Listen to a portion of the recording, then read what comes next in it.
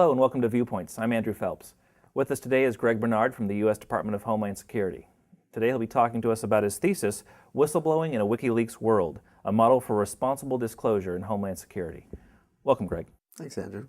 So tell us about your thesis. What made you want to pursue this particular topic?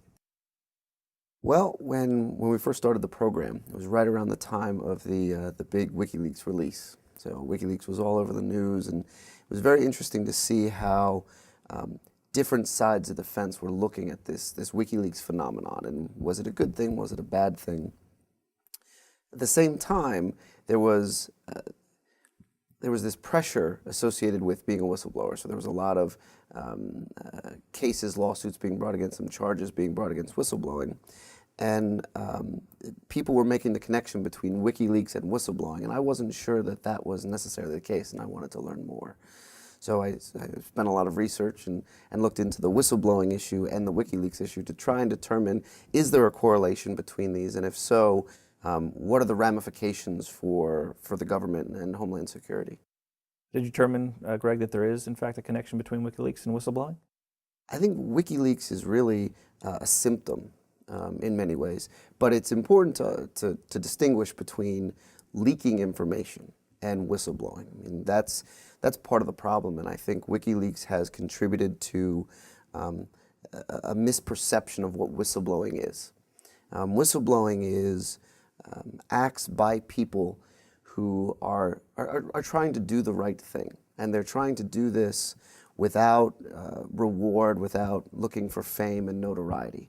You know, they see a specific wrong, and they want to take action to address that wrong. WikiLeaks has not necessarily been an example of that. I mean, the release of hundreds of thousands of documents, there is no specific wrong there that's addressing it. It's really just looking at a broad issue. But what has happened is WikiLeaks has provided protections for people who want to be whistleblowers, who have seen wrongs. It provides them an avenue that they can use that gives more protections than current government authorized processes for whistleblowing.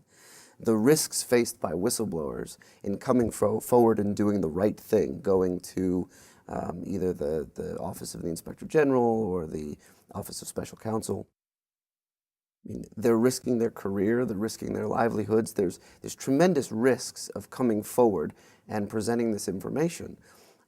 If you go to WikiLeaks, or if you go to even the Wall Street Journal or Al Jazeera have set up similar sites to WikiLeaks' submission process, you do it anonymously, and the likelihood that it's going to get traced back to you, as long as you didn't send them an email with your name on it,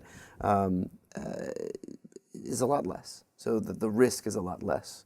So the fact is that current government policies actually encourage people to go to unauthorized distribution methods, whether that's the media or stateless news organizations like WikiLeaks or OpenLeaks or any of the sort of the mirrors.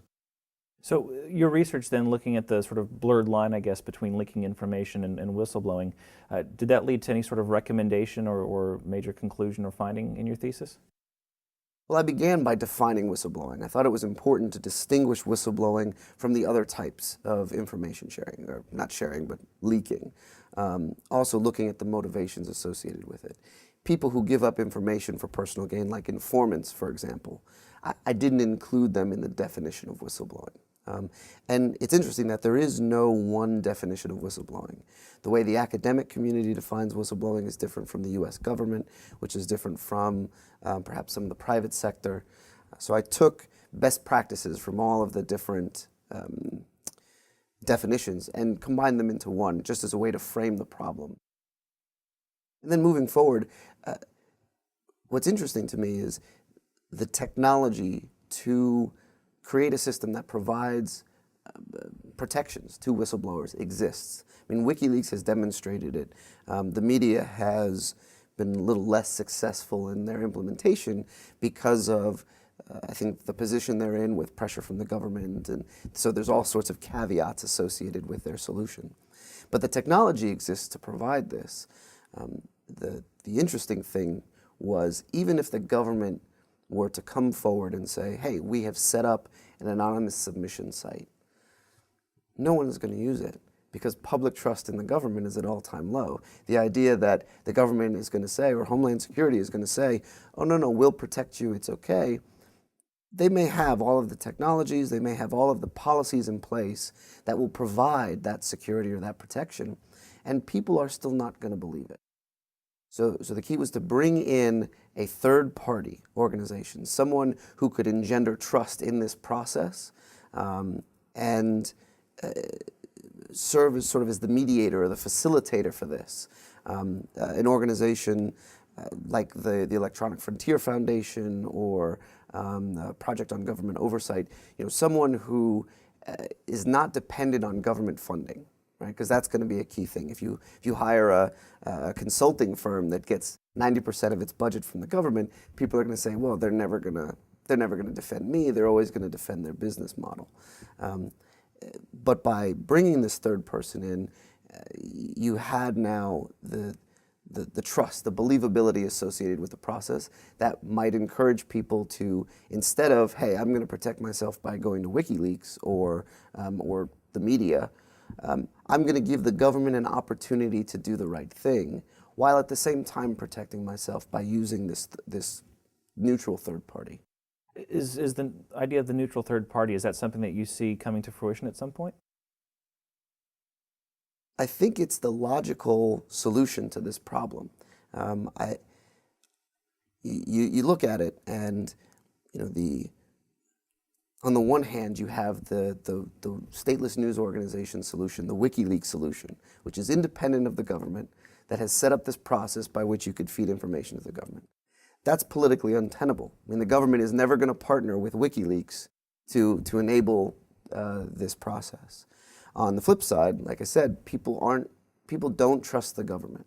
So the idea that I'm going to take my livelihood, my ability to support my family, and I'm going to risk it all because someone is telling me that I'll be protected, that's not really going to fly either.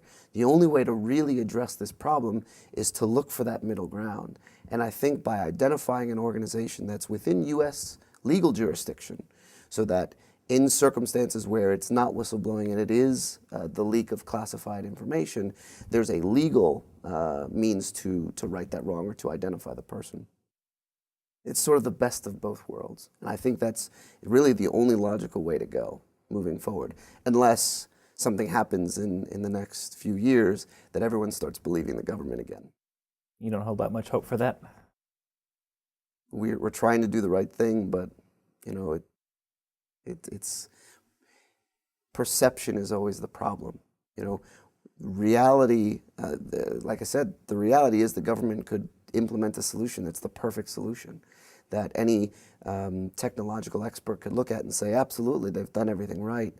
And the perception will not necessarily mirror the reality. Finally, Greg, you spent a lot of time working on this project, doing the research and the writing. Was there anything that surprised you about what you found? The biggest surprise for me really is all of the elements to this solution already exist. I mean, we already, both the government and the private sector, implement pieces and parts of this solution in one way or the other. The Department of Defense and the Inspector General both have anonymous submission mechanisms or sites. But of course, the question is whether, are they actually anonymous? Do they really provide me the protections? That's where the whole perception thing comes in. And then in the information security world, this idea of responsible disclosure, which is a tiered approach to whistleblowing, essentially, which is identifying the problem and then giving the organization who's at fault the opportunity to address the problem. If they don't address the problem, it's escalated to a second tier. So for this model, the model that I present, it's all right, for the Department of Homeland Security, give DHS the opportunity to address the problem. If they don't, escalate it to Congress. So what you have there is this accountability. DHS is pressured to address the issue because if they don't, someone will hold them accountable. And then the idea that there's a third tier after that, where if Congress doesn't act, you have the public, right? And so the questions, they increase as it goes up. which encourages people to address it at the lowest level. And looking at these existing solutions out there, and ultimately all I did was take them and put them together into a turnkey solution that I hope, if this ends up in the right person's lap, will actually be able to be implemented. That's fantastic. Thanks, Greg. It's certainly a very timely topic and something that's going to be dynamic and evolving as time moves forward. Thank you for sharing, Greg. Thank you, Andrew.